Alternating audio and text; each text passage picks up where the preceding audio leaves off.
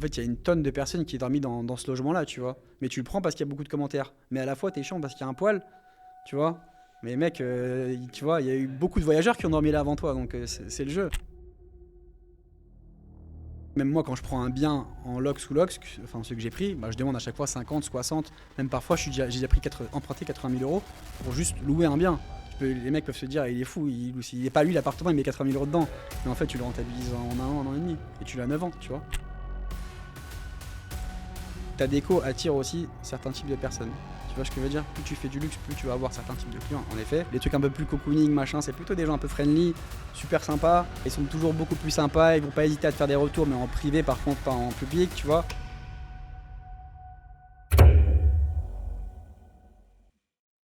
Hello les amis, bienvenue dans ce nouvel épisode d'Authentique, ce podcast où on va parler encore une fois avec notre invité du jour, Chris. Déjà, merci d'avoir accepté mon invitation.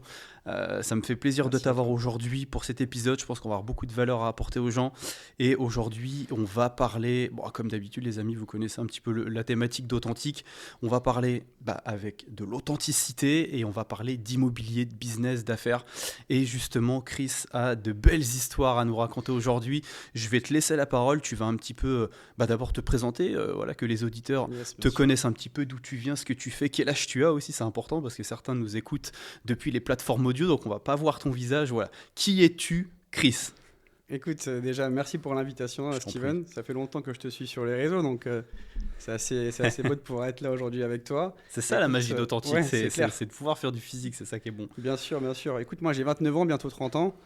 Je sais pas si ça te stressait un peu toi d'ailleurs, la trentaine. Je sais que tu es un peu plus âgé que moi, mais il y a cette petite pression sociale, tu sais. C'est dur de se dire, faut que j'ai fait des choses. C'est ça, faut que j'ai fait des choses. On me parle souvent de millions avant 30 ans, mais bon, c'est pas le cas pour tout le monde en effet. Non. Mais bon, écoute, en tout cas, je suis très content d'être là. Et en effet, si tu veux que je te parle un peu de ce que je fais moi au quotidien, donc je suis donc dans l'immobilier.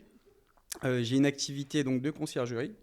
Et j'ai une activité également de location saisonnière où, si tu veux, je vais louer des locaux commerciaux où je vais changer la destination des biens. Donc, je te le fais très rapidement, mais évidemment, après, on va pouvoir en discuter sur les lois, etc. Où je change du coup la destination du bien pour ne pas être bloqué par cette limite de temps Airbnb qui est automatiquement, si tu veux, si tu loues en tant que résidence principale, tu as le droit à 120 nuitées en effet en France, du moins dans les zones tendues type Paris. Donc, voilà. Parce que toi, tu es parisien du coup. Moi, je suis parisien. Tu exploites à Paris du coup. Exactement. Donc, on va dire 95% du parc IMO, il est sur Paris. Et 5%, il est sur la Côte d'Azur. Donc, on va dire plutôt Nice, puisque j'ai ouvert aussi une agence là-bas. Donc, je vais essayer de récupérer, si tu veux, la Côte d'Azur. Pourquoi aussi? Parce que sur Paris, n'empêche qu'il y a de plus en plus de restrictions. Ouais. Donc, ça, c'est un peu lourd. On passe de 120 nuitées à 90 nuitées également aussi pour la résidence principale, donc ça c'est un peu hard. Donc ça fait partie des nouvelles lois qui sont arrivées avec la loi Le Meur, etc. Exactement, donc tu as l'air très aguerri sur le sujet, mais je pense que toi t'es pas très touché par ça du coup. Moi je suis pas touché par ça, il n'y a pas de problème, mais c'est un sujet intéressant parce que quand on fait le même business plan que toi, c'est des choses qu'il faut anticiper, c'est intéressant. On va revenir dessus, mais je pense qu'on a tous envie de savoir un peu avant. Comment t'en es arrivé là? D'où tu viens? Quelle étude t'as fait? Pourquoi t'es tombé dans ce monde de l'immobilier? Et puis même dans cette branche particulière, parce que toi, tu fais pas de la location comme monsieur, madame, tout le monde. Évidemment. Tu fais peut-être pas de l'achat-revente. Voilà. C'est quoi un peu le parcours qui t'a amené là? Écoute, si tu veux que je retrace un peu le parcours, surtout la fin d'études, donc je l'ai fait en alternance pour le groupe bancaire BNP Paribas. Donc toute ma fin de mes études, je l'ai fait là-bas. Et si tu veux, je savais d'ores et déjà que je voulais pas rester. Pas parce que la boîte me plaisait pas, et au contraire, je pense que si tu veux être salarié, les grosses boîtes, pour moi, il n'y a rien de mieux, il y a un confort énorme. Tu as les primes, tu sais, de tous les côtés, primes d'intéressement, primes de participation et machin, etc. Les grosses CE, les choses comme ça. En vrai, c'est un gros confort. Et moi, je déconseillerais les salariés carriéristes de bosser pour une plus petite boîte. Enfin, c'est mon point de vue après. Parce que tu sais, tu as la pression du DG, tu as tout ça, machin, c'est beaucoup plus hard, je pense. Donc écoute, ça s'est plutôt bien passé. Sauf que de base, j'ai eu donc plutôt un concept, c'était de... C'est un peu ambitieux. Je voulais concurrencer Airbnb. C'est-à-dire, je voulais créer une plateforme avec le même business model, parce que pour moi, je trouve que c'est le meilleur business model. Les gars n'ont rien à faire. Enfin, il y a du boulot derrière, mais c'est de la mise en relation, si tu veux, entre les offreurs, on va dire les autres, et les voyageurs. Et eux, c'est la plateforme au milieu. Donc, je voulais faire un peu la même chose avec une empreinte un peu plutôt RSE, tu vois. Donc, m'impliquer un peu plus dans l'environnement. De part, par exemple, je sais pas moi... tes DPE ils ressortent en E, F, G machin, bah ça saute, t'es pas sur l'appli. Et d'ailleurs là on le voit aussi avec la nouvelle loi qu'il va y avoir des grosses restrictions, en tout cas de réglementation sur les DPE. Les DPE vont devenir, pour la petite information, les DPE vont devenir obligatoires au même titre que pour la location à l'année, entre guillemets, également pour les locations courte durée. C'est ça. D'ailleurs, c'est un bon business diagnostiqueur. Bien sûr. En vrai, là, les gars, je pense qu'ils peuvent s'éclater. Là, il y a de quoi faire. Il y a de quoi faire. Et donc, voilà, c'était un peu le projet, avec pas mal d'autres choses aussi, de pouvoir maîtriser la consommation des appartes. À l'inverse, sur le DPE, quand tu ressors avec des belles lettres, sur l'algorithme, t'es poussé. Bon, j'avais vraiment... si tu veux penser à un business Airbnb écolo, si tu veux tout savoir, j'ai rencontré un business angel. C'était le grand frère d'un pote à moi, parce que sinon c'est une tannée pour pouvoir leur parler, ces mecs-là. C'est très dur. Il était ultra chaud pour le projet. Moi, j'ai demandé sur mon BP 500K à l'époque, parce que en fait, il y a beaucoup de choses. Il y a surtout la pub, ça coûte une tonne. Les startups aujourd'hui, elles gaspillent 600, 700K par an, rien qu'en pub, tu vois. Du coup, il était OK, enfin, du moins sur le principe. Il m'a demandé à moi d'investir, en termes de confiance, de mettre 50K de ma poche. Je les avais pas. J'étais encore en études, évidemment. Mais tu sais, quand tu as 1300-1400 euros par mois, c'est difficile d'épargner, de mettre de côté, surtout quand tu habites à Paris. 50 000 euros. Ouais. C'est très dur. Du coup, je suis allé voir la banque avec mon BP. Ils ont aimé le projet. J'étais étudiant, donc j'avais rien à part mes fiches de paye d'alternant. Et en soi, tu peux pas faire grand-chose. Mais à part, il y a un autre sujet aussi qui est pas mal. Je te fais une petite aparté, c'est les prêts étudiants aussi. Je connais pas mal de gens qui ont réussi à acheter avec des prêts étudiants. J'ai pas mal d'élèves aussi que j'accompagne qui se lancent avec du prêt étudiant. Tu peux monter jusqu'à 50K justement sur le prêt étudiant en général. Ouais, ça peut être pas mal. Il paraît que justement les banques communiquent pas trop entre elles pour les petites banques. Donc t'as les mecs qui vont soulever 3-4 crédits en même temps et se faire un apport pour pouvoir acheter des biens. Donc assez cool. Donc bref, je reviens à mes moutons. Et du coup, j'ai réussi à emprunter donc ces fameux 50K pour mon business de Airbnb un peu écolo. Un mois plus tard vient le Covid, donc je crois qu'on est en janvier 2020. Ouais, c'est ça. Ouais. Le mec se rétracte, il a peur, il pense que le marché est KO. Et en vrai, Airbnb et location saisonnière, ça va pas trop ensemble en soi, tu vois. Là, ouais. Donc, Airbnb plutôt et la pandémie. C'est ça. Plus le Covid, ça va pas trop ensemble. Fermé au tourisme, ensemble. Donc Airbnb est Exactement. pas mis en avant. Exactement, donc complètement KO. Le mec prend peur. Moi, j'ai un de mes meilleurs potes, si tu veux, qui a 2 agences IMO sur Paris. Il fait de la gestion locative et de la transac vraiment comment dire, sur les locaux commerciaux. Il fait que du commercial, désolé. Il fait que du commercial. Et du coup, il me dit, écoute, moi, j'ai pas mal de clients qui me demandent de trouver des bureaux, des locaux commerciaux pour pouvoir derrière faire du Airbnb. Du coup, je me renseigne, je me dis, ok, c'est quoi la faille, c'est quoi le truc, c'est quoi enfin voilà, je voulais savoir. Et je lui dis en plus, écoute, j'ai 50 000 euros là que je viens de récupérer, je vais commencer à payer des mensualités. Genre, j'en fais quoi? Mais j'ai pas de projet en face, quoi. C'est ça, j'avais que dalle, tu vois. Et donc, on en parle très sérieusement. Et il m'explique qu'en gros, en effet, t'as pas de limite de temps. Si tu prends un local commercial, donc en tout cas du moins sur Paris, puisque les restrictions elles sont assez dures, si tu changes la destination du bien, c'est-à-dire, en fait, depuis, il me semble, c'est un décret qui a eu de simplification en 2015, tu as 5 catégories de destination, donc tu as commerce, habitation, agricole, il me semble, public, après marché secondaire, tertiaire, je ne m'y connais pas du tout là-dessus. Mais sur la catégorie commerce, tu as une sous-destination hôtel. Et si tu arrives à changer, si tu veux, cette destination-là et cette sous-destination en hôtel, ça veut dire que tu peux arriver à prendre un bureau et changer la destination et faire du Airbnb toute l'année, sans limite de temps. C'est un peu un hack du système. C'est un peu un hack du système. Maintenant, c'est dans la loi, tu vois. Parce qu'aujourd'hui, en termes de restrictions, pour un peu replacer un peu nos auditeurs, en termes de restrictions sur la location courte durée du style Airbnb à Paris, pour quelqu'un qui a envie d'en faire, c'est quoi les restrictions aujourd'hui ? Écoute, les restrictions aujourd'hui, c'est que tu n'as pas le droit de louer Déjà, tu as le droit de louer seulement ta résidence principale. Ouais. Résidence secondaire, oublie. Si tu veux faire de l'invest, oublie aussi, tu peux pas. C'est avec compensation, c'est ça, lourde compensation. Exactement, mais c'est de plus en plus dur, encore une fois, de plus en plus réduit, les possibilités sont de plus en plus réduites. Et tu as donc 120 nuitées qui va passer à 90 nuitées. Donc très dur. Même moi, après, je t'en parlerai aussi pour mon business de conciergerie. Ça fait quand même mal, donc c'est très dur. Donc voilà les lois aujourd'hui. Après, dans les villes de moins de 200 000 habitants, il me semble que tu n'as pas de restrictions. Ça, je pense que moins. Et puis, si c'est pas des zones tendues, tu n'en as même pas vraiment. Hein. Très honnêtement, c'est au bon vouloir des mairies. Et honnêtement, la loi qui est sortie, c'est vous avez des restrictions si dans les villes, il y a plus de 20% des habitations qui sont des secondaires. Okay. Donc, en réalité, toutes les villes qui ne sont pas spécialement touristiques, ce n'est pas le cas. Et donc là, tu n'es absolument pas limité. Donc, c'est vrai que pour moi qui n'investis pas dans des régions et des grandes villes comme ça, moi, ça m'a pas impacté, ça change pas Bien grand-chose. sûr. Et puis, vu que c'est des investissements, c'est pas ma RP. Donc, factuellement, j'ai déjà pas cette contrainte de C'est nuitée. clair. Et donc, factuellement, des lois comme ça ont absolument pas impacté mon parc. Mais c'est pas le cas de tout le monde, donc c'est intéressant de le soulever. Ouais. C'est clair. Mais voilà, Ouais. en effet, il y a beaucoup de restrictions. Et comme tu disais, bon, c'est pas un cheat code du tout. Maintenant, tu as cette possibilité-là. Donc, tu fais une demande préalable auprès de la mairie, ça s'appelle une DP, pour Ouais, c'est changer une la DP, ouais, destination demande voilà, préalable, ouais. du bien. Sauf que à Paris, ils n'en donnent plus du tout. C'est chaos, c'est fini. Et moi-même, je regrette de ne pas m'être concentré plus sur ça ces 3 dernières années. Ouais. Parce que maintenant, c'est vraiment la poule aux œufs d'or, mais il n'y a plus personne qui arrive à en avoir. Ou alors, les gens qui arrivent à acheter, comme je te disais juste avant le podcast, les gens qui arrivent à acheter des immeubles carrément, donc destination commerciale, et qui arrivent à changer la destination plus facilement, bien que maintenant la mairie impose aux investisseurs qui achètent des immeubles sur Paris 10% de logements sociaux dedans. De logements sociaux, Donc ouais. voilà, c'est en train de figer aussi le marché des investisseurs, Bah, donc compliqué. Donc en grosso modo, voilà pour les restrictions, donc c'est 120 nuitées, ça va passer à 90 pour les résidences principales. Donc encore une fois, le reste, c'est pas, enfin, secondaire, c'est même pas la peine Oh, d'essayer. c'est même Voilà, pas la on n'a peine. pas le droit, c'est interdit. Airbnb te bloque. Donc voilà. Ou alors, tu as cette manière, comme je t'ai expliqué, de pouvoir louer, entre guillemets, et sous-louer. Évidemment, le proprio, il est OK. Ça, faut le dire. Bah ouais, D'ailleurs, bien tu sûr, prends c'est pas un important. local comme ça et tu le transformes en habitation, enfin en Airbnb, et voilà, personne n'est au courant.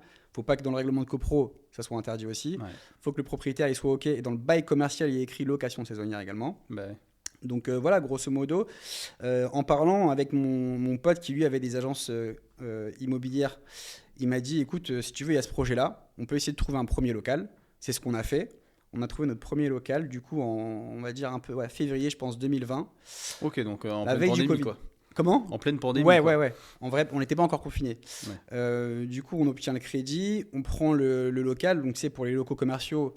En France, tu as 3 mois de dépôt de garantie, 30% du loyer annuel, les écritures de l'agence, etc. Bien sûr, ouais. Bon, moi j'avais, je crois, 1006, peut-être 1005 de loyer sur cet appartement. C'est un appartement qui est proche de l'Arc de Triomphe. Donc c'était une belle affaire, hein, 50 mètres carrés. Donc voilà, déjà pour la prise à bail, j'avais peut-être 10 000 € à donner. Tu mets un pied dedans, t'as déjà. T'as déjà une bonne partie de ton apport qui est parti. Exactement. Déjà là-dessus, t'es KO. Mais bon, c'est pas grave. Pourquoi ? Puisque tout ce que tu vas investir, déjà un bail commercial, c'est 3,6,9. Donc je suis là pour 9 ans. Ouais, t'es là pour Quoi 9 qu'il ans. en soit, tu as le temps d'amortir les travaux, etc. Et c'est tacitement reconduit si tout se passe bien en soi. Ouais, Donc, bien tu sais, sûr, ouais. en vrai, c'est ta retraite, limite, Oui. le truc, tu vois. Donc, elle est belle. Et derrière, j'ai fait à peu près, en travaux, j'ai acheté juste le matériel. J'ai fait les travaux moi-même avec mon père pendant le T'as Covid. tout fait toi-même à Ouais. l'époque, quoi. Ouais, bien C'était sûr. une sacrée aventure d'ailleurs, mais c'était assez cool, tu vois, de le faire avec mon père. On se faisait les attestations de sortie et tout, on allait Ah faire ouais. tous les deux. Donc c'était cool, ça nous faisait penser à autre chose aussi, tu Ouais, vois, bien finalement. sûr.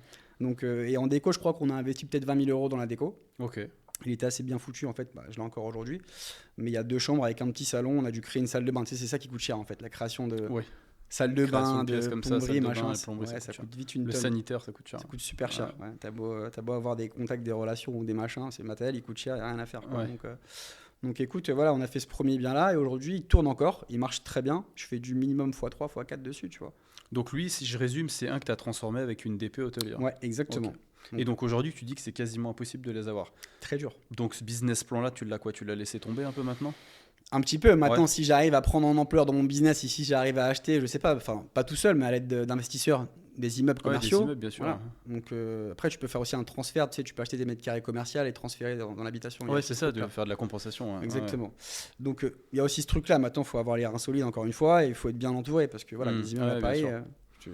Et ce tu dois projet-là, payer. en termes de chiffres, ça donne quoi dans les grandes lignes ?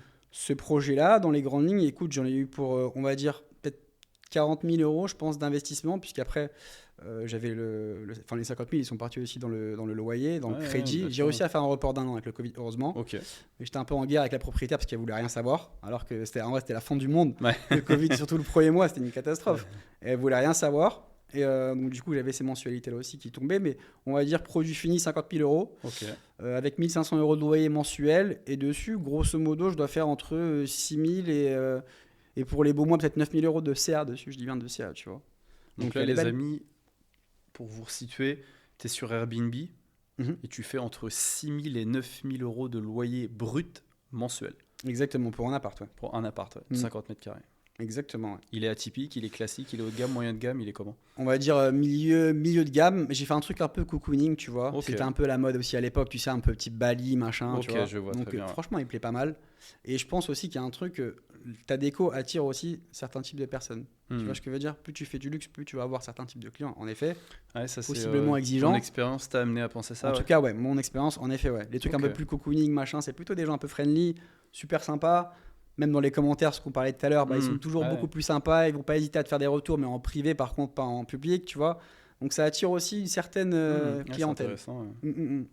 Ouais, ça, moi aussi, je l'ai perçu sur mon écosystème que sur des produits atypiques, des produits qui sont beaucoup plus chers, tu n'as pas la même clientèle que sur des produits à 50 € la nuit. T'as Complètement. pas le respect des logements, je te dirais que ça, pas trop. Parce que franchement, des fois, t'es déçu, même sur des grosses nuits. Mais c'est vrai que c'est pas les mêmes personnes, c'est pas les mêmes commentaires, c'est pas les mêmes façons de faire, c'est autre chose. Ouais, c'est autre chose, je m'en suis rendu Bien compte sûr, bien aussi, sûr. ouais. Ok, donc toi, t'en arrives là comme ça.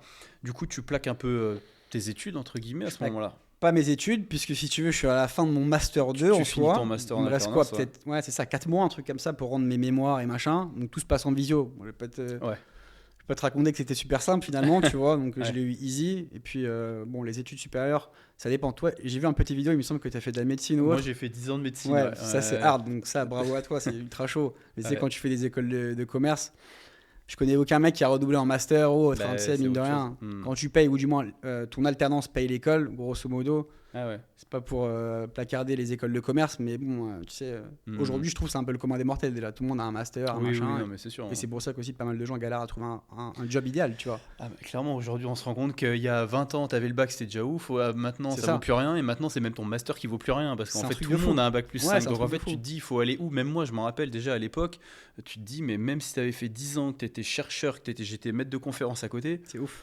Mais en fait, maintenant, c'est qu'avant, c'était des études qui étaient quand même rares. Donc en fait, c'est une question d'offre et de demande. En fait, tu Bien sortais, c'était sur le marché, tu n'avais pas beaucoup de concurrence. Aujourd'hui, tout le monde fait master, tu en as plein qui continuent à faire des doctorats. C'est beaucoup plus commun, donc forcément, il y a beaucoup plus d'offres. Donc forcément, ça s'effondre un peu, ça n'a plus de valeur. Exactement, c'est ça. Et c'est le Clairement. problème. C'est de que valeur. pareil, tous les gens qui font de la com, tu sais, genre les études de com, Bah les ouais. écoles de com, t'en as tellement et tellement de demandeurs du coup à la suite de ça. Ah bah ouais. C'est que les offreurs, en fait, ils ont une multitude de choix. Forcément, les mecs sur les salaires, ils vont, tu vois, Ah, ils se mais c'est disent, ça. bah, je vais forcément trouver quelqu'un, tu vois. Ah bah ouais. Et du coup, c'est horrible en vrai. Mais Ah bah tu prends l'époque de nos parents ou de nos grands-parents, t'étais ingénieur, t'étais le roi du monde. Aujourd'hui, mais- des ingés, on t'en sort à plus savoir où les Ouais, mettre. c'est ça, Enfin, c'est je veux ça. dire, Moi, si les- c'est pas toi, ouais. t'es vite remplacé le lendemain. Un Exactement. ingénieur aujourd'hui, c'est. Franchement, moi j'en connais plein des ingénieurs, tu signes un début de taf à 1008, 1009 par mois. C'est hardcore. Tu te dis, tu t'es fait 5 ans d'école d'ingé, C'est t'as fait horrible. les mines, t'as fait des choses comme ça et tu sors à même pas 2K par mois. C'est ça, c'est horrible. Comme c'est tu ouf, disais hein. avant, évidemment, moi dans ma famille, si je sortais ingénieur, moi je suis d'origine portugaise en plus, tu Ouais. sais, chez nous c'est très, voilà, ingénieur, il faut être Prestigieux, machin, ouais, c'est ouais. prestigieux de ouf, tu vois. Ouais. Bah, le pire, c'est que ça reste des études qui sont complexes, c'est du haut niveau. Mais aujourd'hui, t'as tellement de volume qu'en fait, t'es dilué. Quoi. Donc C'est ça, t'as vaut trop de plus rien, volume. ouais. Ouais, complètement, complètement. Donc c'est assez chaud et je pense que si c'est pour ça que, en règle générale, déjà la log saisonnière, bah, de par la taille de ta communauté, je pense que ça inspire et intéresse grave de gens. Et le business plus généralement aussi. Donc Bah ouais. le dénominateur commun, je pense qu'en effet, c'est que les gens gagnent peut-être pas assez et que la vie est trop chère aussi, tu vois. Ouais, je pense qu'il y a un peu de ça. Donc ouais. c'est Ouais, très dur clairement, aujourd'hui un peu de ça, ouais. de se loger, de machin, même à Paris. Tout coûte cher. Et à Paris, c'est tout encore coûte pire, cher. ouais, j'imagine. Donc là, tu finis ton master quand même, tu passes ton truc, etc. Donc tu as cet appartement-là. Ouais, Et là, tu te dis quoi? Je cherche un taf avec mon master. Je continue No le way. filon que j'ai commencé à découvrir. Tu sais comment ça vrille? Tes parents le vivent comment? Toi, c'est quoi un peu la transition? écoute, ils m'ont toujours fait confiance là-dessus, tu vois. Et pour te dire, même après le bac, j'ai arrêté les études. J'ai bossé, j'ai fait un peu tout et n'importe quoi. Enfin, je vais pas dire tout et n'importe quoi, il n'y a pas de métier, tu vois. Mais j'ai fait pas mal de choses et mon père m'a reboosté pour prendre les études. Et lui, si tu veux, il est entrepreneur dans les travaux depuis 30 ans. Donc, Ok. tu vois, j'ai toujours eu l'exemple, entre guillemets, de voir c'était quoi l'entrepreneuriat. Ouais, bien sûr. Les libertés, oui et non, enfin, finalement. Mais Ouais, et la réalité du boulot. la réalité derrière, du boulot, tu ouais. vois, les bons moments, les mauvais moments, on les a ressentis aussi en famille, tu vois. Mm. Donc mon père, il m'a toujours pas mal inspiré là-dessus, tu vois. Donc non, lui il m'a toujours suivi, ma mère aussi. Donc j'ai arrêté, c'est-à-dire j'ai eu mon master. Quoi qu'il en soit, si tu veux, c'était très dur d'ouvrir des postes à l'époque en plus, avec le Covid, Ouais. le télétravail et compagnie, enfin c'était compliqué. Et je me suis mis à fond, si tu veux, dans la log saisonnière. J'ai refait un deuxième, un troisième, un quatrième projet très rapidement. Et tu les as fait comment ceux-là? Bah, si tu veux, mon associé, comme je t'ai dit, il a des agences IMO de base. Ok. Il fait que de la transac et de la gestion locative commerciale. Donc lui, c'est super facile. Il a un réseau de ouf. Oui.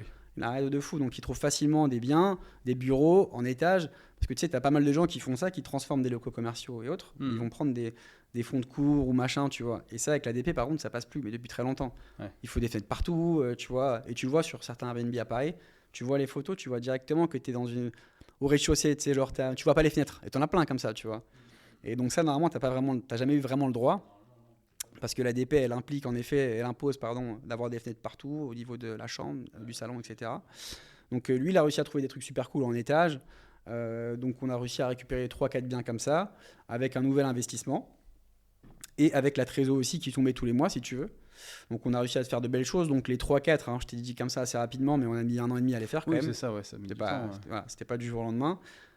C'était assez chaud et pendant ce temps-là aussi, fallait se payer, fallait machin, tu vois, chaud. Du coup, Ouais, tu vivais comment du coup pendant ce temps-là? T'as vécu cette période comment? Parce que le temps que tu les aies, que tu les remettes un peu en état, etc., t'as vécu cette et transition si comment? tu veux, la vérité, j'ai bossé un petit peu à côté, en effet. Ok, J'avais pas le choix. c'est J'étais intéressant. commercial à côté chez un copain qui vendait des logiciels. Ok. Et donc c'est comme ça, si tu veux, que j'ai pu. T'as fait un Évidemment, peu la transition. j'étais obligé, Bah, tu vois. bah, J'aurais ça- pu prendre si tu veux, je faisais déjà du bénéf, mais je voulais garder de la trésorerie pour la boîte pour faire d'autres projets.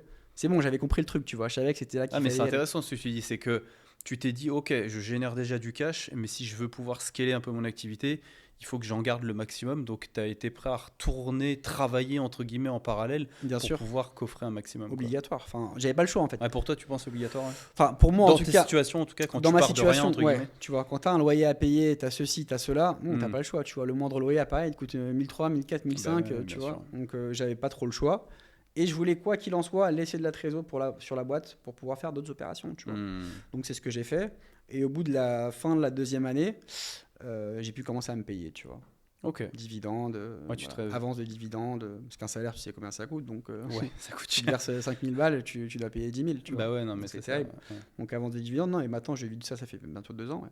Ça fait 2 ans que je vis très bien de ça, donc je suis très content. Et j'ai réussi à, si tu veux, récupérer une quinzaine de locaux commerciaux que j'ai transformés Ouais. et où j'ai obtenu des DP.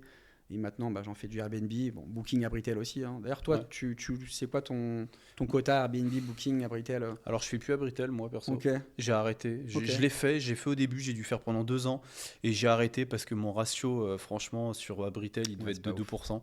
Donc, et c'était que des trucs un peu saisonniers d'été. Voilà, des vacances un peu, tu sais, les anciens qui sont du samedi au samedi, là. C'est grave ça, en Donc, vrai, ouais, Abritel. c'était ça à Britel. Donc, obsolète, un franchement, peu. j'ai arrêté parce que je trouve que ça faisait une grosse logistique. Gérer 3 plateformes, etc. Et en fait, je me suis rendu compte que si tu utilises bien Booking et Airbnb, tu peux déjà tout remplir. Et pour répondre à ta question, et ça, on me la pose souvent sur les réseaux sociaux, parce qu'en France, on est très Airbnb. Airbnb, les gens appellent même la location saisonnière ou la location courte durée la location Airbnb. C'est tellement, c'est Oui, devenu. bien sûr, Voilà, bien sûr. ils oublient qu'il y a Booking aussi.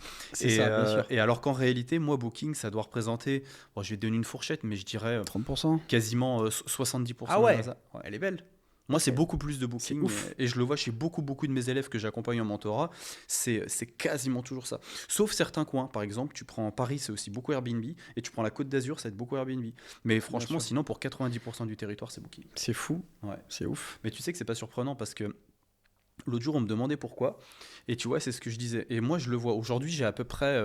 On a passé la barrière des 15 000 réservations de courte durée. Ok, bravo, Donc, wow. tu vois, C'est ça beau. fait beaucoup. Et du coup, en fait, tu te rends compte que Airbnb, dedans, il n'y a pas les hôtels, tu vois. Il y a Mhm. vraiment que le particulier. Donc, tu sais que les clients qui vont venir, c'est les clients qui veulent quelque chose de chez le particulier, etc. Ok. Booking, ça fait particulier et hôtel. Sauf que tu as Bien beaucoup sûr. de personnes qui ne le savent pas. Donc, déjà, ça draine beaucoup de personnes. Et moi, Ouais. je me suis rendu compte que j'avais beaucoup de clients qui pensaient réserver dans un hôtel. organisme Bien sûr, bien sûr. hôtelier et qui, en fait, débarquent chez moi, demandent les factures, appellent, ouais, il y aura quelqu'un à l'accueil. Exactement, etc. tout le temps. Toi aussi, Ouais, tu vois. tout le temps, tout Et le non, temps. en fait. Ouais, ouais. Et on se rend pas compte. Et du coup, je trouve que le fait qu'il n'y ait pas d'hôtel sur Airbnb, forcément, ça draine beaucoup moins de monde. Et du coup, avec Booking, j'ai beaucoup plus d'international, j'ai beaucoup d'Européens aussi, j'ai des travailleurs, j'ai des entreprises, j'ai plein de choses comme ça. Et puis des gens, tu sais, en mode, non, mais moi, je veux que dans les hôtels quand je voyage. Factuellement, tu te retrouves d'aller chez moi. Mais du coup, ça draine quand même beaucoup. Bien sûr. Beaucoup de monde. Ouais, je rejoins énormément ce que tu dis. En effet, déjà pour les factures, ces choses-là, les gens pensent qu'il va y avoir une réception, des trucs comme ça. C'est ça. Mais tout le temps, en effet. Et à la fois, ce qui est aussi dommage avec Booking, en tout cas, moi, c'est ma vision, je trouve je trouve que l'application est mal faite. L'application Pulse, c'est pas terrible. C'est pas terrible, C'est c'est pas pas terrible. ergonomique, enfin, c'est pas Airbnb, quoi, tu vois. Et pareil, C'est toujours, ouais, c'est toujours ça. je te coupe, je suis désolé. Non, Mais vas-y, pareil, je pour t'en prie, les cautions, etc., tu fais comment? Parce que Airbnb a Aircover, donc ça, c'est ultra cool. Mais Booking, moi, j'ai déjà eu pas mal de galères pour retrouver les voyageurs, leur plus numéro de difficile. téléphone. Maintenant, ils ont mis en place un truc, mais c'est vrai que c'est beaucoup moins efficient qu'Airbnb, ça c'est clair. Après, tu as deux écoles. Tu as vraiment pour moi Airbnb qui est un peu plus du côté du propriétaire que du voyageur. J'ai tendance à dire, Ok. je trouve que c'est pire chez Booking. Booking, pour réussir à récupérer quelque chose, je trouve que c'est compliqué. plus Ok. compliqué que sur Airbnb. Moi, très honnêtement, déjà, j'ouvre pas beaucoup de litiges. Tu me diras, toi, ton retour, mais moi, j'en ouvre pas beaucoup. Parce qu'en général, 90% des litiges, on les fait à l'amiable avec le voyageur, très honnêtement. Bien sûr. Et quand j'en ouvre, honnêtement, c'est très Ouais. rare que je ne sois pas remboursé sur Airbnb. C'est vraiment rare. Booking, c'est. C'est très long, c'est très fastidieux, ça je suis C'est d'accord. plus dur. Ouais, ça je suis Plus dur. d'accord, c'est très long. Airbnb, t'as une télé qui est cassée, en effet, t'envoie en 24 heures la facture. C'est ça. Si le guest veut pas payer, parce que c'est ça la règle, le guest Oui. a 24 heures pour répondre aux 48 heures. Exactement, il est à 48 heures. Ouais, c'est ça. 48 heures Et pour ensuite, payer. c'est Airbnb qui prend le relais. Ouais. C'est assez rapide, en effet, ça je suis d'accord. Ça Mais m'arrive bon, encore la semaine dernière Bah, sur un c'est ça. ménage. Le gars dit non, j'ai tout nettoyé, les photos, je veux pas payer. Airbnb, après le J'ai vu, relais, je crois, sur j'ai ta été story. payé. Ouais, tu l'as vu sur les stories. J'ai été payé, c'était 40 balles, c'était rien. Oui, Mais t'as raison. j'ai été payé 4 jours après. Ouais. Ouais, C'est mais super t'as raison, rapide. t'as raison. Il y a toujours aussi ce truc-là qui est un peu chaud à jauger, tu vois, sur Airbnb. Le mec t'a laissé l'appartement pas trop sale, mais un petit peu. Tu lui demandes, comme si c'était Booking, 50 balles. T'as pas peur que derrière, ils te disent, bah écoute, je t'ai payé des frais de ménage. Et le mec te dézingue en commentaire. Bah, c'est touchy, hein. Ça aussi, c'est des questions qui reviennent très souvent. C'est quand est-ce que tu ouvres un litige? Alors moi aujourd'hui, je fais ouvrir un litige à mes équipes quand vraiment ça vaut le coup, tu vois.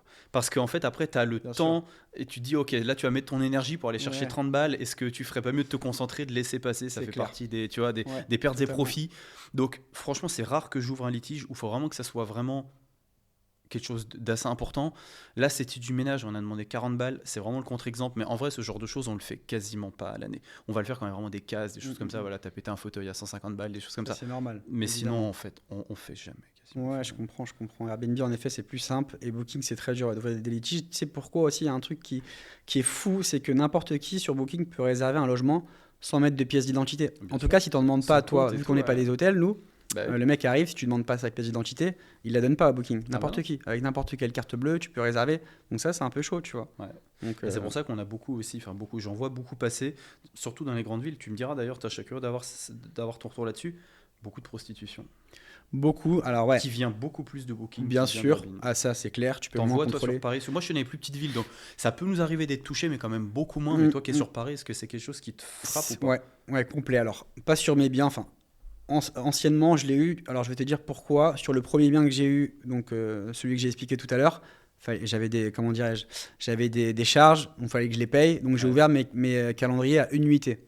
Et quand tu ouvres à une nuitée, bah, tu as potentiellement des teufs, tu as potentiellement de la prostitution. Donc, en effet, une nuitée, ouais, c'est la cour des miracles. Ah ouais, Moi, tu lis ça au fait d'être à une nuitée? Ah ouais, complet, Ok. bien sûr. C'est trop facile en fait une nuitée, tu vois. Ouais. Tu peux faire ce que tu veux. Et tu sais, bah, attends, Airbnb aussi te bloque souvent les gens, je sais pas si t'es déjà arrivé. Même moi, j'ai voulu réserver une villa dans le sud. Ouais. On n'était que 4. Et Airbnb m'a refusé le truc, suspicion de fête ou je sais pas quoi. J'ai beaucoup. Et ouais, pareil, les gars, ils m'ont dit plein de fois, beaucoup écoute, de j'arrive guests pas à comme ça. réserver, comment je fais Ouais, ça m'est On déjà arrivé suspecte une très fête. souvent, ça. Alors que dalle en fait, tu Alors vois. que non, en plus. Mais je crois que c'est ça. une IA qui. C'est l'IA qui C'est un truc de fou. détecte tout ça. Là. Ouais, c'est Donc mal- le truc c'est est pas mal au fait point, hein, là-dessus, mais. donc, ouais. Mais en effet, ouais, pour la prostitution, ça arrive. Souvent, si tu ouvres, en tout cas, moi je pense à une nuitée, tu vois. Après, c'est pas forcément. Ça m'est déjà arrivé, j'ai fermé les yeux. C'était pas forcément. Enfin, j'ai pas récupéré l'appart dans un sale état, par contre, attention. Ouais, Hein. on est d'accord. Voilà, il n'y a pas eu de sujet. C'est éthique, je trouve, c'est vachement éthique parce que bon, Ouais. c'est dérangeant, ça peut être dérangeant pour les voyageurs, les voisins, etc. Mais c'est vrai que factuellement, moi j'en ai C'est déjà éthique, eu t'as aussi à raison. titre personnel.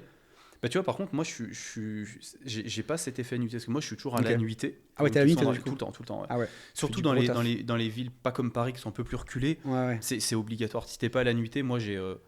Je sais pas, 80% de mes réservations qui sont une nuit. Donc Ok, en fait, si wow. je perds ça, je perds mon business model, tu vois. C'est vrai, parce que toi, ouais, c'est clair. C'est autre chose. Ouais, bien Tu vois, sûr. c'est autre chose. La Mais typique, tu c'est vois, clair. typiquement, quand j'ai des prostituées, quand ça m'arrive, c'est justement des nanas qui prennent 6, 7 nuits, 10 nuits, qui viennent Ah s'installer ouais, ok. et font leur truc pendant toute la semaine. Ok. Et tu vois les volets fermés, les rideaux Ah ouais. barricadés pendant une semaine. Bon, tu sais que voilà. Bien sûr. Mais tu vois, c'est l'inverse. C'est Donc pas tu une l'as- nuit. J'ai ok. rarement une prostituée pour une seule nuit. Ok, Souvent, elle ok. s'installe, tu vois. Ok, C'est- d'accord, c'est ouais, autre c'est chose. intéressant. Elle Mais fait comme sa quoi, ça semaine, dépend vachement des villes aussi. ça dépend des villes, en effet. Ouais, Je ça pense que dépend des peut-être à Paris aussi, je sais pas, ça fait Qui plus sont peur. plus peut-être entre guillemets fliqués à Paris, il y a 100%. beaucoup plus, Ouais, ouais, tu vois, 100%, c'est beaucoup 100%. plus regardé que dans les petits villages, tu vois, forcément. Donc ça, sur Booking, en effet, tu pourras pas trop le déceler. Airbnb, un peu plus, tu Un vois. petit peu plus. Ils prennent les cartes d'identité, tu as une vraie vérif qui est faite, donc ça, c'est cool, tu vois. un C'est peu pour ça plus que gênant. pour moi, du coup, pour répondre à ta question de tout à l'heure, en effet, moi, je pense que mon ratio, ça va être 30% Booking et 70 Airbnb. Tu Ah, vois. bah, c'est l'opposé, quoi. Ouais, c'est fou. Ouais. Bah, je suis pas surpris, je te dis. Hein. C'est souvent ça. À chaque fois que je parle des investisseurs, Paris-Côte d'Azur, c'est souvent ça. C'est très souvent Airbnb qui prend largement le dessus. Et je pense que c'est aussi pour ça qu'en France, on a l'impression qu'Airbnb, c'est tout. Parce que c'est les villes où il y a le plus d'investisseurs et le plus de monde, entre guillemets. Mais c'est vrai, tu vois, moi, c'est tout l'inverse, c'est Booking. Mais après, je suis d'accord, et ça, tout le monde me le dit. Airbnb est beaucoup plus intuitif que Booking, ça, il y a zéro sujet là-dessus, que ça soit l'appli, que ça soit le site, que ça soit... Même pour le manipuler, Booking, c'est quand même vachement plus compliqué. C'est une télé, ouais. C'est une vraie télé. Même pour mettre des codes, des machins, des trucs. Mais t'as beaucoup plus d'options. Tu vois que c'est hôtelier quand même. T'as beaucoup plus d'options. Tu vois, ça, c'est sûr. Tu peux prendre des tarifs géociblés. Tu te dis quand même, c'est dingue. Tu te dis, tiens, les Anglais vont payer tel prix, les Suisses, ils vont payer tel prix. C'est vrai. Si je viens d'un téléphone, tout ça, c'est des options qui n'existent pas sur Airbnb. Alors après, tu vas me dire à quoi ça sert pour un particulier. Ça sert peut-être pas à grand-chose. Mais voilà, c'est sûr que c'est différent. Moi, j'aime bien Booking perso parce que forcément, ça marche bien et ça me donne une liberté de paramétrage, etc., d'algorithme qui est plus élevée. Mais après, j'ai envie de dire, il faut jouer sur les deux plateformes. De toute façon, pour moi, c'est pas une bonne idée d'en faire qu'une. Et si t'es sur les deux, en général. Et toi, Britel, ça donne quoi en ratio du coup? Franchement, j'ai un logement, si tu veux, que j'ai au sud du Portugal. Donc, tu vois, c'est très. Portugal. Donc, c'est très ciblé un peu anglais, allemand, etc. Et c'est une plateforme qui réserve beaucoup, tu vois, à Britel. Maintenant, je trouve ça un peu obsolète, moi, à Britel. Je sais pas si ça marche encore, mais je sais pas du tout. Bah, écoute, moi je te dis, je l'ai quitté il y a peut-être 2-3 ans parce que je l'ai trouvé has-been quoi. C'est has-been complet. C'est has-been en fait, ils ont pas suivi le train, ils ont un retard monstrueux. C'est très dur de trouver les infos, machin. C'est galère. Et paramétrer en plus sur ton channel manager, je sais pas ce que tu utilises d'ailleurs. J'en utilise pas moi. Ah ouais? Non. Et t'es chaud. Tout le monde me le dit. Et franchement, c'est pourquoi je n'utilise pas. Parce qu'un channel manager, pour moi, ça. Dans mon business, ça répond pas à beaucoup. Ma plus grosse problématique, c'est répondre aux clients en masse. Et le channel ne le fait pas pour moi. Donc en fait, si c'est pour synchroniser des choses, etc., c'est ça. et que tu vas devoir te payer, je sais pas, moi je te dis une connerie, X euros pour chaque annonce, quand on a beaucoup en fait des annonces, ça fait quand même un gros billet de channel. Ah oui, ça fait un billet. Et en fait, je préfère mettre ce billet pour salarier une personne. Ok, intéressant. Du coup, elle gère tout comme le channel, sauf qu'en plus, elle répond à mes clients et elle va gérer mes plannings de ménage, elle va gérer mes réassorts de ménage, etc. Donc, je préfère avoir recruté quelqu'un en interne qui bosse 35 heures, voire plus même, mais qui, du coup, pas besoin de channel. Tu vois. Donc, je suis pas contre les channels, mais je pense qu'un channel, c'est bien quand tu veux automatiser, que tu en as quelques-uns. Mais quand après, tu en as vraiment beaucoup, je trouve que tu as mieux fait de mettre un humain dedans, que tu payes l'équivalent, entre guillemets, parce que ça monte vite un channel aussi, ça a beaucoup de lots. Hein. Bien sûr. Moi, sur une cinquantaine, j'ai réussi à avoir pas mal d'offres, tu vois. En fait, tu peux passer aussi par eux, ils te font des offres si tu prends leur site internet, etc. Machin, pour les résas. Donc bon, ça va, en vrai, ça va. Maintenant, moi, je l'ai pris surtout parce que, voilà, sur une cinquantaine d'appart, faut pas te tromper, des doublons de résa. Ça m'est déjà arrivé plein de fois, hein. Surtout quand j'ai comme maintenant, ça m'arrive plus. Mais quand j'ai commencé, j'ai une résa Airbnb. Ah putain, en fait, j'ai pas bloqué Booking. Et l'enfer, et tu dois appeler Booking et machin. Et c'est plus facile d'annuler sur Booking. Enfin, t'as pas trop de répercussions en soi, tu vois. Alors que Airbnb, t'es mort. Sur Airbnb, tu perds ton super sur le champ. Tu perds ton super roll, tu dois payer, tu dois machin. Donc tu peux demander à la guest, s'il vous plaît, est-ce que ça vous dérange d'annuler? Mais si t'es en strict ou en ferme, c'est mort. Donc tu vois. Toi d'ailleurs, t'es en quelles conditions? Moi, je suis modéré. Moi. Ok. Je me mets toujours en modéré. Et puis ensuite, même quand j'ai des annulations qui doivent se faire comme ça, je dis au client annulez et faites une demande d'annulation sans frais, je vous la validerai, tu vois. Ok. Ça passe. Intéressant. Franchement, ça passe, ouais. Ok, trop stylé. La confiance, ça y va. C'est sûr. Moi, je suis en strict et moi, j'ai pas le choix. En fait, si tu veux, si je me mets en modéré ou autre, je sais que je vais avoir une tonne de résa, mais je vais être booké sur peut-être 6 mois. Hein. Mais après, les annulations, tous les jours, ça tombe. Et c'est écœurant. Donc, je peux pas. Par contre, à contrario, du coup, je mets des annulations strictes, mais j'ai des résas. Moi, c'est que du last minute sur Paris.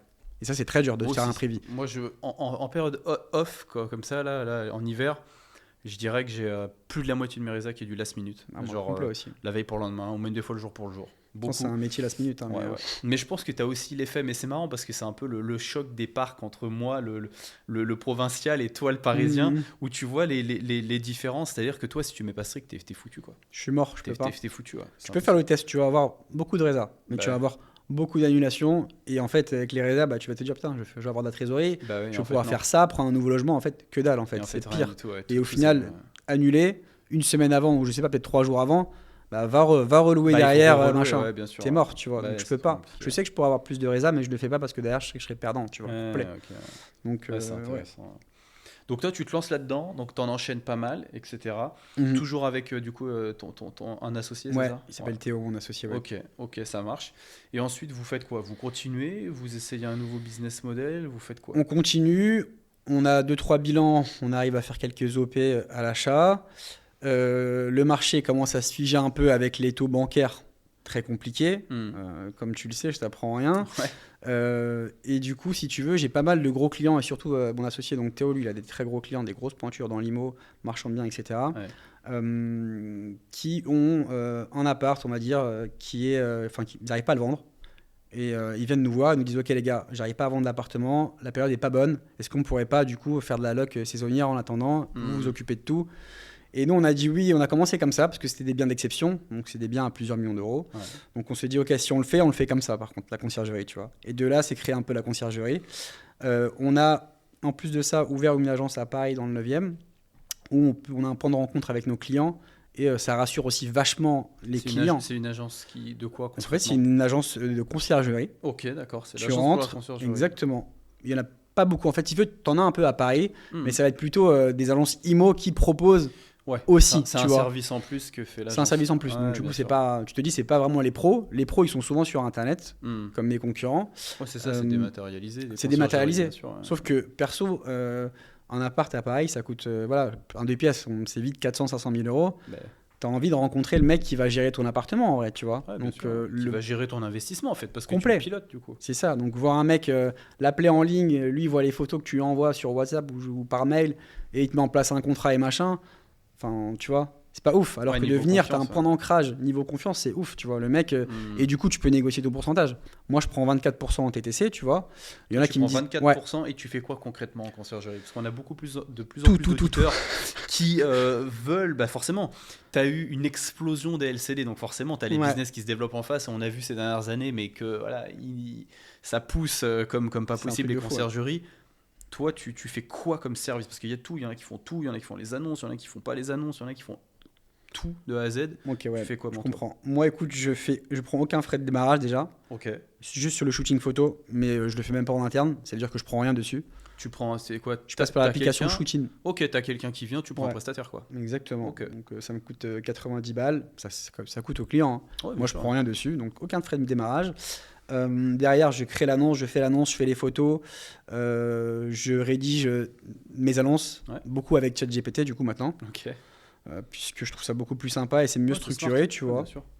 Donc en fait, ChatGPT me fait toutes mes annonces, je lui donne des petites indications, il va t'embellir un peu, tu vois, la description. Ce qu'il faut, c'est ça, je veux lui dire, voilà, écris-moi une annonce pour un appart que j'ai sur Airbnb, essaye de me le rendre un peu attrayant, machin. Sexy, et du coup, il te fait tout. Tu lui mets vraiment les mots-clés et lui, il va tout te faire, tu vois. Après, tu corriges très vite fait. Tu repasses derrière. Et tu lui dis, voilà, pour un bel appartement parisien, proche des Champs-Élysées, en fait, l'IA, elle va te mettre plein de trucs même autour, machin, donc trop stylé, tu vois. Ça te remplit vraiment une belle description.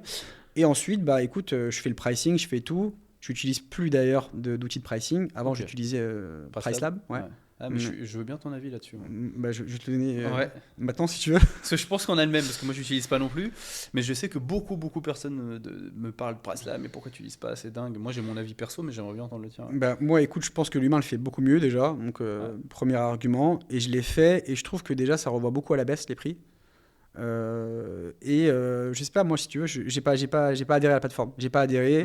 Je trouve que moi dans ma tête c'était ok, c'est de l'IA, elle va repérer les taux d'occupation des arrondissements, des annonces Airbnb, etc. en fonction des événements, des machins. Au final très peu, j'ai trouvé.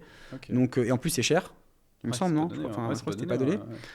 Du coup on préfère le faire en interne parce qu'il y a pas mal de choses aussi à gérer. Tu vois, des mois qui sont un peu plus calmes, genre novembre c'était calme, ils n'ont pas réussi à me baisser les prix automatiquement, donc j'ai dû le faire moi. Donc écoute, j'ai arrêté sur Pricelab et on le fait en interne avec mon associé. Lui, il adore gérer les prices, donc il le fait lui, tu vois. Moi aussi, je te rejoins là-dessus. À chaque fois, mon avis, c'est toujours le même, je le donne, mais j'utilise pas pour mes prix. Enfin, les prix, c'est le cœur de ton business. Si tu ne contrôles même plus les entrées dans ton business, pour moi, si tu commences à déléguer tes entrées par de l'IA, c'est chaud, quoi. Au final, tu connais ta ville, tu connais ton secteur, tu connais tes hautes saisons, tes basses saisons. Tu sais quand il y a un event dans la ville qui va avoir lieu, où là, tu sais que tu vas apprendre et tout. Pour moi, il faut que tu restes. Puis tu sais, ça t'oblige à faire un peu de la veille pour savoir si t'es toujours OK, si t'es toujours aligné dans ton marché, etc. Moi, je trouve que c'est formateur parce que du coup, des fois, ça t'oblige à faire une passe. Tu vois, des fois que tu as peut-être des diminutions de renta et tu te dis, putain, mon taux d'occupation s'effondre. Pourquoi ? C'est moi qui est devenu trop cher, mon appart qui commence à être has-been. Donc en fait, tu refais un peu de veille. Et là, tu vois, ça te force à regarder ce qui se passe à côté de chez toi, dans ton marché. Et là, tu dis, non, en fait, soit je suis à la rue, soit je suis bon, c'est que c'est une mauvaise période. Et ça, pour moi, un robot, il te fait zapper trop de choses. Tu vois. Je suis d'accord, C'est mon complet. point de vue. Mais ouais, c'est intéressant ce que tu dis. Ouais. De ne pas déléguer ce genre de choses. Ouais, c'est le cœur de ton métier en soi. Donc, Ouais. Bah, c'est ça, c'est là que tu as ton expertise. Et techniquement, Complet. c'est là qu'il y a ta zone de génie. c'est ça. C'est-à-dire que si toi, tu maîtrises la LCD, et parce que toi, tu es un peu comme moi au final, tu as un gros parc, donc tu dois maîtriser, parce que sur 50 appartes, je veux dire, 10%, ça représente un CA qui est absolument colossal énorme. quand même. Donc, ouais, mais tu vois, ça me rassure d'avoir un autre, entre guillemets, un géant entre guillemets de la LCD et qui du coup non mais à notre échelle bien sûr humble qui quand même voilà tout le monde n'en a pas une quarantaine à gérer. C'est clair. Bah tu t'aperçois quoi t'as le Bien même sûr, avis on a que les mêmes que moi soucis, bien là-dessus. sûr. Ouais. Non, mais du coup, ouais, pour revenir un peu à ce que je faisais, donc je m'occupe de ça pour la conciergerie, du pricing, je le fais moi-même. Ouais. Même, je trouve ça plutôt, c'est un peu plus vendeur de le faire soi-même que, écoute, j'utilise Oui, une IA, les gens clairement. n'ont pas confiance, on se disent, tu vois. Donc, non, je fais tout ça, je m'occupe de toute la gestion des messages. Ça, c'est méga chiant, mais voilà, faut le faire. Ouais. Il faut quelqu'un de très calme, très posé pour le faire pour moi, de C'est très dur, patient. Hein L'humain c'est dur à c'est, gérer. c'est le plus dur dans une société. C'est dur. C'est le plus dur. Ouais. Moi, je gère une dizaine de personnes pour le ménage, on en parlera peut-être juste Ouais. après. Mais c'est très dur. Heureusement que j'ai une bonne coéquipière sur le ménage qui Ouais. m'aide, mais sinon, il n'y a rien de plus dur pour moi. Et Hmm. demain, si je dois faire un business, tu vois, même resto ou autre, c'est hors de question, je pourrais pas, moi. Ouais. Gérer des états d'âme de chacun, c'est trop c'est dur. difficile hein. Le Trop social c'est difficile. le plus dur. Ouais. Donc voilà, là, en fait, dans la conciergerie, ce qui est dur, c'est que tu gères deux humains. Enfin, c'est-à-dire, tu gères les voyageurs qui sont ultra et de plus en plus exigeants. Ouais. Même des mecs qui payent pas grand-chose, tu sais, dans des périodes où c'est un peu creux, tu baisses ta nuit, limite, elle est gratuite. Ouais, Mais c'est tu sais, ça, pour ouais, nous, qui voyageons beaucoup, Hmm. qui allons beaucoup à l'hôtel, c'est tellement pas cher et les mecs sont ultra exigeants, tu vois. Et de Toi, l'autre, tu l'as remarqué ça toi ouais, bien sûr. que le bien niveau sûr. d'exigence avec le temps des Ah voyageurs oui, est de plus en plus complet. élevé. Avant, les gens sur Airbnb, tu sais, ils pensaient aller en tout cas genre chez l'habitant, tu vois. Ils allaient chez l'habitant. C'était un peu ça. Je te prête enfin, tu vois, je loue ma C'est maison. le concept à la base C'est le concept. des Airbnb hein, Complet. c'est ça, hein. Ouais, complètement, tu vois. Donc à la base, c'était un peu ça. Donc les gens, ils n'étaient pas hyper exigeants, tu vois. Tu pouvais laisser traîner. Alors, Ouais, ça, c'était bonne franquette. Il y avait un truc qui allait de travers, t'es pas à l'hôtel, tu vois, c'est normal. Exactement. Proprio, il m'a prêté sa maison, machin, je suis chez C'est lui, ça. c'était. Ouais, C'est ça, tu ouvres le placard, t'as un costume qui est oublié. Et voilà, c'est Tu ça. fermes mais les yeux, tu voilà. dis rien. Ouais. Aujourd'hui, t'es mort. T'as un cheveu. mais t'es Tu sais ce mort. que c'est, hein. Un cheveu, t'es mort. Ah, mais- Les gens ont le sentiment que, en fait, et ça, c'est très dur avec le ménage. Faut donner vraiment le sentiment aux gens, aux voyageurs, que personne n'a dormi là avant toi, tu vois. Ah, bah ouais. Ça, c'est ultra dur. Ah, c'est de l'hôtellerie, quoi. C'est devenu de l'hôtellerie pro. Ouais, c'est ça. Les gars, ils attendent la même chose qu'un hôtel 5 étoiles, mais dans ton Complet. Airbnb à 60 balles la nuit. Ben, c'est ça. Alors que Moi, les c'est gars, ça marche pas comme ça, hein, mais bon.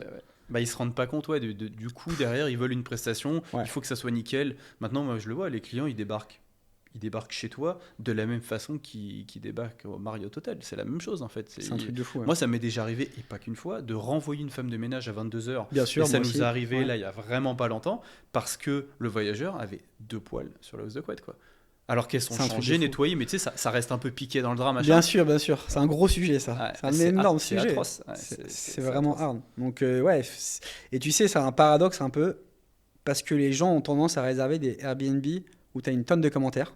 Ouais. En fait, ils ont confiance. Bah Et oui. c'est vrai, tu dis, je vois, putain, il y a 300 commentaires. Vas-y, je réserve ce Bah bien-là. oui, bien L'autre, sûr. il en a 0. Peut-être c'est un scam, alors qu'au final, très peu. Je pense que tu peux Oui, pas non, te très scammer. peu sur ces plateformes.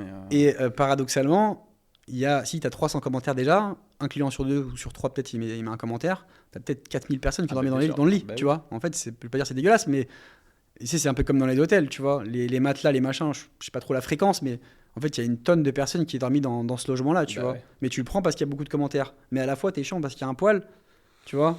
Mais mec, Ouais, non, je vois ce que tu veux tu dire, vois, il y a ouais, eu ouais. beaucoup de voyageurs qui ont dormi là avant toi, donc Bah ouais. c'est le jeu. Mais ils sont très critiques, très exigeants. Et un poil, moi aussi, hein, je me prends la tête avec les femmes de ménage quand il y a un poil qui traîne. Après, les pauvres, c'est comme ça parfois. Dans les draps, dans la machine à laver, ça peut pas être reste. parfait, hein, de toute façon.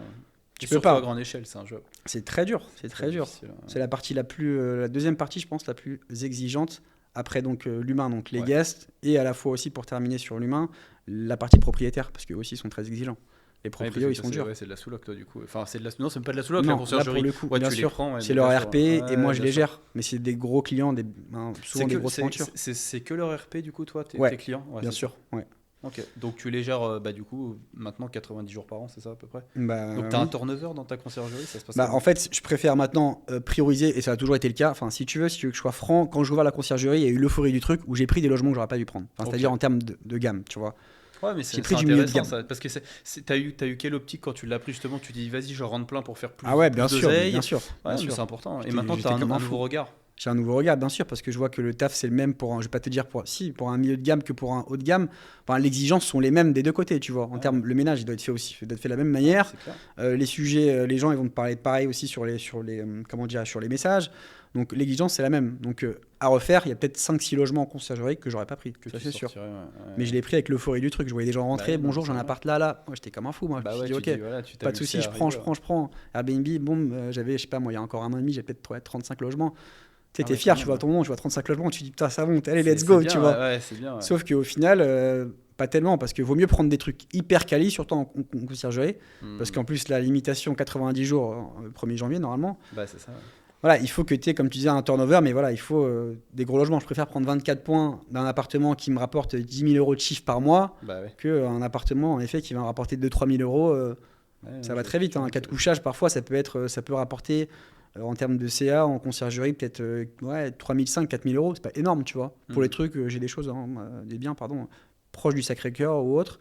Et c'est à peu près 4 000 euros par mois, 4-5 000 euros. Donc le proprio, il récupère 86 points. Non, 76 points, pardon. Et moi, je récupère 24%, tu vois. Ouais. Mais encore une fois, c'est très dur de savoir vraiment ce que tu gagnes. Tu as beaucoup de consommables, beaucoup de trucs, beaucoup de machins. C'est très dur de vraiment calculer ta renta, je trouve, dans ce milieu-là. C'est vraiment rentable, une conciergerie? C'est rentable, ça dépend les biens que tu prends. Ça dépend des biens. Ouais. Justement, on a discuté en effet sur Insta, mais ça dépend. Si tu sais, c'est clair que si tu achètes ta RP à Paris à 13 000 du mètre et tu fais du Airbnb, mon pote, laisse tomber, tu vois. Bah oui, en plus, tu es limité à 90 jours, tout qui augmente. Non, mais laisse tomber. L'abattement fiscal qui baisse. Donc compliqué, tu vois. Mais en effet, si tu prends des beaux biens en conciergerie, ça le fait grave, tu vois. Tu peux vraiment faire des beaux chiffres. Moi, j'ai des apparts en 10, 12 résa, je vais faire 15 000 euros de chiffre. Ouais. Mais bon, c'est des biens qui sont ultra bien placés, tu vois, dans des quartiers prestigieux. Ils sont à quoi, 1500 la nuit, non? Ils sont entre 800 et 1300 la nuit. Je pense que moi, mon prix moyen, ça va être 600, je pense. Ouais, ça va vite. Hein. C'est élevé, tu vois. Ouais, mais parfois, j'ai le sentiment d'en louer des très beaux biens et je vais les louer peut-être 450 ou 500 dans les périodes très très basses. Ça me fait mal au cœur, mais j'ai pas le choix, faut remplir, tu vois. Ouais, faut remplir. Ouais, t'as des proprios qui veulent pas, qui s'en foutent, qui me disent écoute, moi, Chris, je veux un prix, je veux pas un taux d'occupation, voilà, tu vois. Ouais, c'est ce que je comprends, tu vois. Ça fait des allées et venues, le proprio il est pas ok avec ça. Ça dégrade ton bien, tu te dis est-ce que ça vaut le coup? C'est toujours ce que je dis, hein, c'est toujours le ratio qui compte. Des fois, c'est parce que si tu loues très très cher, tu seras pas loué. Si tu loues pas cher, tu vas être loué, mais finalement, tu seras pas beaucoup plus rentable. Donc, faut trouver le bon ratio. Des fois, faut peut-être mieux le laisser vide, pas l'abîmer plutôt que de le brader. Exactement. Pour la conciergerie, surtout, faut être stratégique. Si tu as 90 nuitées à Paris, en effet, il faut pouvoir se concentrer sur des grosses nuitées. Après, si c'est de l'invest, tu vois, toi, tes apparts, évidemment, tu as des loyers, des machins à payer, enfin des mensualités de crédit sûr, ou autre. C'est normal, il faut que tu loues, il faut que tu récupères de l'argent. Un taux d'occupation, il faut qu'il soit élevé. Quoi. C'est intéressant. Parce que toi, tu as les charges de la boîte, mais tu les fais au fur et à mesure que tu rentres tes loges. Donc, tu n'as pas de crédit bancaire, quoi. Du coup, c'est autre chose. Non, bah si, quand même. Parce que tu sais, même moi, quand je prends un bien en lox ou lox, enfin ceux que j'ai pris, je demande à chaque fois 50, 60, même parfois, j'ai déjà emprunté 80 000 euros pour juste louer un bien. Ouais, les mecs peuvent se dire il est fou, il n'est pas lui l'appartement, il met 80 000 euros dedans. Mais en fait, tu le rentabilises en un an et demi. Et tu l'as 9 ans, tu vois. Donc tu fais du x3, x4 tous les mois. Mais donc, ça, c'est pour ta partie sous-loc, pour ta partie conciergerie. Exactement. T'as pas à le faire, ça. Ouais. Conciergerie, non. T'as juste qu'à, toi, Steven, t'arrives, écoute, j'ai un appartement sur Paris, je suis jamais là, c'est ma RP, écoute, est-ce que tu peux t'en occuper? Merci, au revoir. Moi, le but, c'est que je gère les biens comme si c'était les miens, que tu n'aies aucun mot de tête et qu'à la fin du mois, tu aies ton virement, tu vois. Et voilà. Ça, et après, tu as les proprios qui veulent être sollicités grave, tu vois. Ils veulent être au courant, ils veulent avoir un peu le nez dedans. Tu en as d'autres qui te font confiance et qui veulent rien savoir, tu vois. Tu as un problème de plomberie, de machin, de ce que tu veux. Et ça fait partie de la conciergerie aussi. Tu dois le gérer. Tu fais tout, bien sûr. C'est que du last minute. En fait, c'est de la gestion de problèmes un petit peu, la conciergerie. C'est un peu de la gestion de petits problèmes. Comme toutes les entreprises, j'ai l'impression. Ouais, bien sûr. Mais du coup, avec tout ça, tous ces last minutes, ces frais, etc., même c'est dur de calculer, si tu veux, ta renta, de calculer vraiment ce que tu reçois, tu vois. Parce que tu as beaucoup de charges. Ouais, ça donc c'est dur, tu vois. Un métier qui est dur, qui est exigeant, mais c'est un beau métier. Ouais, c'est sympa. Ouais. Bah, c'est sûr que ça te fait dans le domaine. Et aujourd'hui, tu as combien de lots à peu près dans cette conciergerie que tu gères? Sur la partie conciergerie? Ouais, conciergerie, pas sous log du coup. En 11 mois.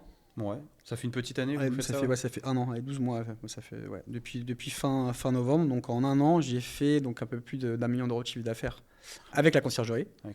Sur, on va dire, 37-38 biens, quelque chose comme ça. Et le reste, c'est ma partie. Ouais, t'as charbonné déjà pour rentrer tout ça en un an déjà. Ouais, après la marge, voilà. C'est quoi qui t'a aidé à les rentrer, tu penses? Quelqu'un déjà... qui demain voudrait ouvrir sa conciergerie, C'est quoi les conseils? C'est du marketing, c'est du réseau, c'est du bouche à bouche? Tu les as rentrés comment? Marketing, ça coûte très cher, c'est Ouais. très dur. Tu vois, moi, mon point d'ancrage, pardon, ça a été vraiment l'agence. Donc, c'est un conseil que je peux donner en effet, avec grand plaisir. Mais je sais que moi, ça m'a apporté peut-être 10 propriétaires. Mais Ok. parfois, les propriétaires, voilà, après, c'est du bouche à oreille. Ouais. Ils vont te dire, ah, j'ai un ami là qui a une maison sur Paris, enfin, les trucs de insane, Mm. tu vois, qui te rapportent des trucs énormes. Donc, déjà, moi, ça donnait beaucoup confiance aux clients. Donc, j'en ai récupéré pas mal. Et après, j'ai la chance d'avoir un associé qui, lui, depuis 10 ans, Mm. il est vraiment dans l'IMO, mais la partie commerciale. Donc, il débite. Ça veut dire, je sais pas, tu vas lui donner le nom d'une rue, tu vas lui donner le numéro d'une rue, il va te dire, il y a qui est logé Ouais, ici, c'est quel sûr. resto, c'est quel machin. Donc, il a Mm. une vraie connaissance sur le marché. Il va te dire qui est le propriétaire. Donc, ça, pour le coup, c'est un crack là-dessus. Ouais. Donc, lui aussi, il a pas mal de bons contacts. Donc, c'est un peu un melting pot des deux, si tu veux. Mais pour conseil, déjà, moi, l'agence, ça m'a beaucoup aidé. Je sais pas si ça se fait, toi, dans les plus petites villes ou autres, d'avoir ton agence pour gérer des biens. Et T'en as, mais après, c'est différent. T'as moins de volume, t'as moins C'est ça. de beaux biens d'exception et tout. C'est autre chose, je pense. Mais c'est intéressant. Je pense que c'est un peu, en plus, l'idée de ce podcast, c'est les petites villes versus la grande ville. Et on voit que le fonctionnement n'est pas forcément le même. Mais moi, c'est toujours ce que je dis à mes étudiants en mentorat, c'est tu peux pas appliquer, tout le monde ne peut pas appliquer les mêmes choses, les mêmes process, parce que ce qui va Bien marcher sûr, à Paris bien ne sûr, va pas bien marcher sûr. ailleurs et vice Ouais, versa. complètement. Et là, on l'a bien vu, tout est quasiment opposé, etc. Donc c'est intéressant. Ouais. C'est intéressant. Moi, j'ai quand même encore une petite question pour toi là. C'est quoi les étapes les plus difficiles que tu as connues un peu, ce qui t'a vraiment pas arrêté parce que tu as avancé et puis tu as fait Bien un sûr. truc vachement sympa. C'est quoi qui était le plus difficile à passer, ouais. Dans la location saisonnière, vraiment business global. Dans ton business, là, de faire de la sous-loc, voilà, que ça soit l'ouverture de la conciergerie. Bien Bon, tu sûr. m'as parlé de l'humain, mais toi, à titre perso, c'est quoi les épreuves? Aller lever des fonds, trouver, gagner la confiance des gens, c'est quoi qui a été le plus Moi, dur écoute, pour je toi? pense que quand tu as un bon projet entre les mains, l'argent, il se trouve, quoi qu'il en soit. Ok, Connecté ou pas connecté, quoi qu'il arrive, l'argent, ça se trouve. c'est intéressant, Ce qui a ça. été vraiment dur pour moi, c'est l'opérationnel. Il est ultra colossal. Ouais. Sur la conciergerie, du moins, enfin sur tous les apparts, si tu veux, en général, les miens et ceux de la conciergerie également, Hmm. c'est toute la gestion quotidienne. En fait, c'est de la gestion quotidienne de ménage, de linge, de livraison, de machin, tous ces trucs-là. C'est énorme. Toi, tout à l'heure, tu me disais en effet que dans tous tes immeubles, tu as un endroit, J'ai un local, vraiment un local où tu peux, en effet, je ouais. dédie, ouais, un local. Ça, par-ci, c'est quoi. magnifique, mais moi, je peux pas le faire partout, tu vois. Ah non, bah pareil. Mais tu vois, là Donc, j'ai encore, on souffert. voit la dualité Paris, justement, ça. à part. Ouais, c'est intéressant. Bien sûr. Donc après, c'est plus simple quand toi, tu as l'immeuble, en effet, que Ouais. moi, j'ai un appartement d'un immeuble, voilà, tu vois. Ouais, tu peux pas. Mais en effet, c'est colossal. Et j'ai essayé plusieurs choses, de mettre des machines à laver à l'agence, tous ces trucs-là. Hmm. Au final, tu dégrades plus qu'autre chose le truc. Donc, Bah. non, non. Donc, j'ai, si tu veux, depuis peu, j'ai investi et je me suis associé dans une société de ménage. Ok. Et j'ai pour ambition de récupérer un dépôt pour pouvoir, moi aussi, proposer d'autres services, donc comme le linge, le pressing, blanchisserie, pardon, ouais. et la livraison de linge. Parce que c'est un marché qui est énorme, tu vois. Ouais. C'est un marché qui est énorme. Elis, il fait 4,5 milliards, je crois, de chiffre d'affaires. Ouais, c'est colossal, Elise. C'est immense, tu vois. Donc, Donc là, j'en déduis que c'est un peu la perspective pour toi, là, du coup, Ouais. c'est d'aller attaquer un peu ce marché-là, quoi. exactement. En fait, quand tu es bien ancré dans ton business, et ça, c'est ultra vrai, je pense, tu te rends compte de tous les side business qu'il y a autour, tu vois. Ouais. Là, moi, je suis bien ancré dans mon business et je vois que le ménage, c'est un sujet. Je vois que le linge, c'est un sujet. La livraison, c'est un sujet. Tu vois, et Ouais, qu'il y bien a de sûr, l'argent c'est à faire. super Là. important, ouais, bien bien sûr, sûr. tu vois. C'est niché, mais il y a de l'argent. C'est niché, mais pas tellement, tu Ouais. vois. Oh, oui, il y a plein de demandes. Ouais. T'as une tonne de demandes, n'empêche, tu vois. Ouais. Même pour le ménage. Le ménage, je trouve que c'est un truc, les gens, tu sais, ils vont te dire, ah non, mais moi, je fais pas le ménage, ou ah, machin, ou c'est un peu dénigrant, ou alors que il y a tellement d'argent à faire dans le ménage. Ouais. Mais une tonne, tu Ah, vois. mais Les mecs, tu largement, marges ouais. de fou. T'as deux petits à acheter, et tu vois, et tu Ah, bah marges. ouais, C'est margé, fou, ouais. tu vois. Ouais. Donc j'ai envie de me lancer vraiment aussi là-dedans, tu vois. Et Ok. au cas où, en effet, aussi, pas avoir tous mes œufs dans le même panier, tu vois. S'il se passe un truc, j'ai aussi envie d'avoir à côté quelque chose qui me rapporte suffisamment de l'argent. Donc j'ai envie de faire grossir le truc. Là, j'investis pas mal en pub et en com Ok. sur cette partie, cette société de ménage, Super. Dixit. Super. Linge. Intéressant. Bon, la dernière question. Mm, mm. Obligatoire pour tous les guests de ce podcast, on est chez Authentique. Si tu avais un conseil le plus authentique qui soit à donner à quelqu'un qui voudrait se lancer un peu dans ses business, ça serait quoi pour toi? Pour moi, je pense, en tout cas, qui a fait la différence pour moi, c'est la prise de risque. J'ai pris Ok. des risques, complètement. Après, il faut les mesurer, en effet. Hmm. Moi, j'étais pas marié, j'avais pas d'enfant. Tu vois, il faut toujours mesurer ses Ouais, risques. bien sûr. Moi, j'ai pris des risques parce que aussi j'étais un peu plus libre. Et pour moi, c'est la qualité numéro un d'un entrepreneur, c'est vraiment prendre des risques. Ouais. Il n'y a rien qui va venir à toi. Et à la fois aussi, malheureusement, et bon, c'est comme ça, il faut dépenser pour gagner de l'argent. Donc, quoi qu'il en soit, partir de zéro, c'est à la fois aussi compliqué. Donc ça passe par un banquier ou autre, enfin, tu vois, un prêt ou une association ou quelque chose. Mais en effet, pour gagner de l'argent, il faut en dépenser. Donc voilà, il faut prendre des risques et trouver aussi des fonds, avoir un projet qui est viable et y aller quoi, dans tout business, je pense. Ouais, tu prêches un convaincu, hein, donc je suis d'accord avec toi. Donc, J'imagine. ok, et ben super, et ben super intéressant. Merci beaucoup, Merci Chris. à On toi. arrive à la fin de cet épisode, les amis. J'espère que ça vous a plu. Franchement, tu as des activités qui sont super. Moi, j'ai trouvé ça super inspirant, tout ça, à 29 piges en plus. Bravo, franchement, Merci chapeau à toi. l'artiste, c'est vraiment propre.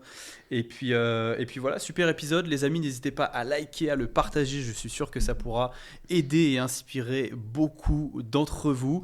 Et nous, on se retrouve pour un prochain épisode d'Authentique. Ciao, ciao, les amis, à bientôt.